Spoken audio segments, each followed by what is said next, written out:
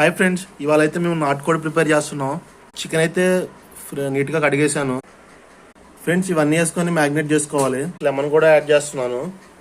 ఇలా onions, tomatoes వేసుకోవాలి. Magnet చేసిన చికెన్ అయితే ఉడుకుతుంది.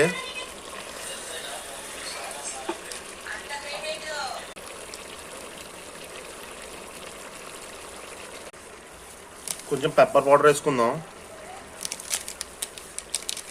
కొంచెం 5 to 10 minutes లిడ్ మూసేసేద్దాం. ఫ్రెండ్స్, కర్రీ అయితే సూపర్ ఫ్లేవర్ వస్తుంది. తర్వాత ఈ వాటర్ కూడా పోసేద్దాం.